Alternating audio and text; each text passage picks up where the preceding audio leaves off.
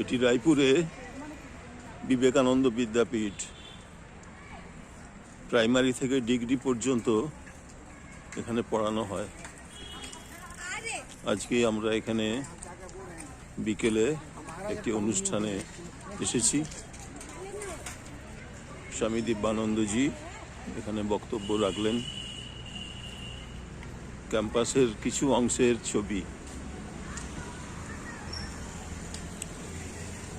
এটি একটি বড় অডিটোরিয়াম।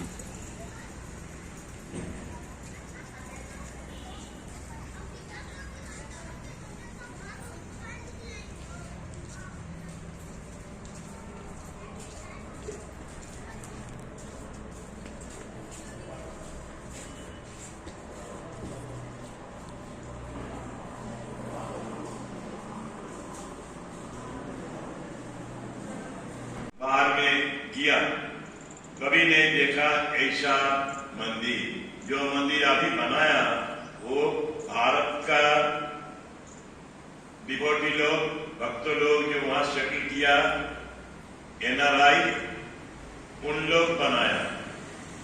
चर्च है, ओल्ड चर्च है, लेकिन हमारा जो मंदिर का एटमॉस्फेयर होता है, वातावरण होता है, ऐसा वातावरण दूसरा भूमि में नहीं है।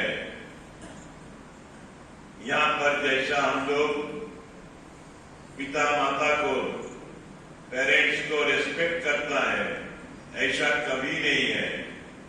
आज एक लड़की को स्पेशल इनिशिएशन हुआ, उनका हेल्थ खराब हो गया। उस दिन में एक क्लास 11 का लड़की, उनको दीक्षा देने का बाद बोला, देखो तुम उपासना करो, ठाकुर का मानस पूजा करो, जप करो, नाम जप, उसका बाद मेडिटेशन करो, सब उपासना शेष करने का बाद तुम तुम्हारा पिताजी माताजी को स्मरण करो, चिंतन करो, दूर से ही उनका चरण में प्रणाम करो।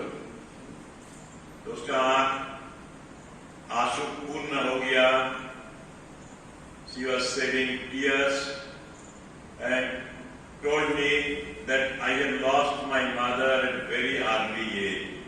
बोला तुम्हारा मन नहीं है, मन में नहीं है माता जी का शरीर, फिगर और ऐसा करके सिर हिलाया और बोला मेरा मालूम नहीं होता है माता जी को।